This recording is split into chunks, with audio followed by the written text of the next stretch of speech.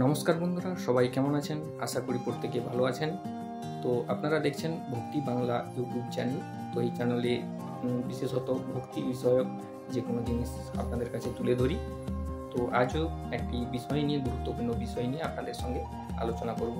তো বিষয়টি হলো গুরু পূর্ণিমা। এই গুরু পূর্ণিমা কেন পালন করা হয় এবং এই গুরু পূর্ণিমাটা বিশেষ একটি দিন, সেটা কেন বলা হচ্ছে, সেই বিষয়ে একটু আপনাদের সাথে আজকে আলোচনা করব। তো এই গুরু পূর্ণিমা হলো একটি ঐতিহ্য যা সমস্ত আধ্যাত্মিক এবং একাডেমিক গুরুদের জন্য উৎসর্গকৃত, যারা কর্মযোগের উপর ভিত্তি করে বিকশিত ও আলোকিত মানুষ তৈরির মাধ্যমে তাদের জ্ঞান দান করে। এটি ভারত, নেপাল ও ভুটানের হিন্দু, জৈন, বৌদ্ধ সব ধর্মাবলম্বীদের জন্য এটি একটি বড় উৎসব। এই উৎসব ঐতিহ্যগতভাবে একজনের নির্বাচিত আধ্যাত্মিক শিক্ষক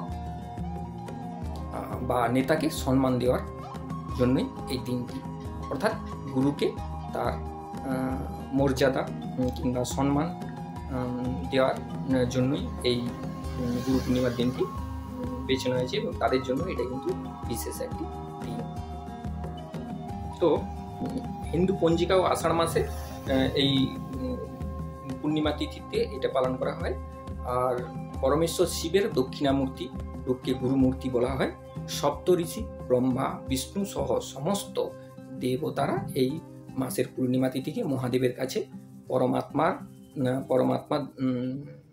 পরম জ্ঞান লাভ করেন।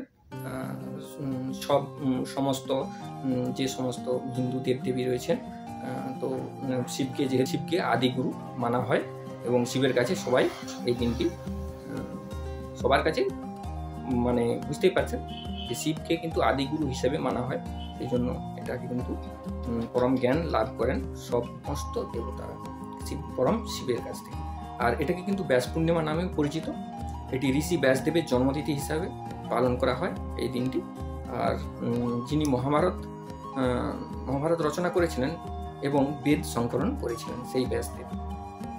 তো আরও কিছু আপনাদেরকে বলবো, তো ধৈর্য ধরে অবশ্যই ভিডিওটি দেখবেন। তো হিন্দু সনাতন ধর্ম মতে এই তিথিতে পরমেশ্বর শিব দক্ষিণামূর্তি রূপ ধারণ করে এবং ব্রহ্মার 4 জন মানস পুত্রকে বেদের গুহ্য পরম জ্ঞান প্রদান করেছিলেন। দক্ষিণামূর্তি সকলের আদিগুরু, তাই এই শৈব সনাতন ধর্ম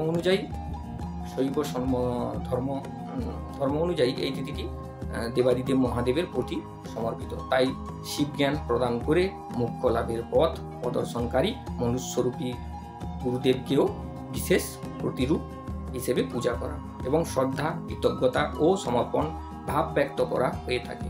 এছাড়া এদিন মহাভারত রচয়িতা মহর্ষি ব্যাসদেব, মুনি পরাশর ওনার জন্মদিন এবং জন্মতিথি।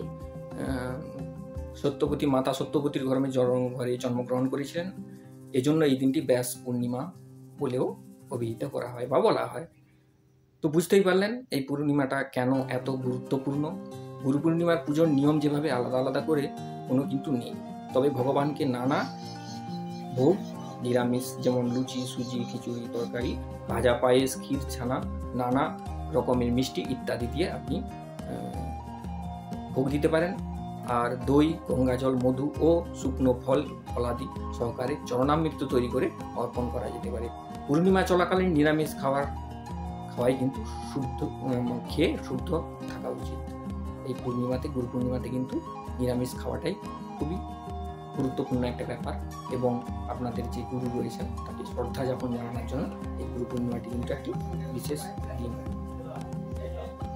আবার অনেকে এদিন বাড়িতে সত্যনারায়ণের সিংহ দেন। যে কোনো শুভ কাজের জন্য এটি অত্যন্ত একটি কিন্তু শুভ দিন। তো বন্ধুরা, এখানে শেষ করলাম আজকের এই পর্বটি। বুঝতে পারলেন গুরু পূর্ণিমা কেন এত বিশেষ একটি দিন আমি বলেছিলাম। তো ভিডিওটি যদি ভালো লাগে অবশ্যই লাইক করবেন, কমেন্ট করবেন, কমেন্টে জানাবেন আপনি কীভাবে গুরু পূর্ণিমাটি পালন করলেন। আর ভিডিও যদি ভালো লাগে অবশ্যই লাইক কমেন্ট করবেন। আর চ্যানেলে যদি নতুন হয়ে থাকেন তাহলে এই চ্যানেলটি সাবস্ক্রাইব করে আমাদের পাশে থাকবেন পরবর্তী ভিডিওর জন্য। ধন্যবাদ।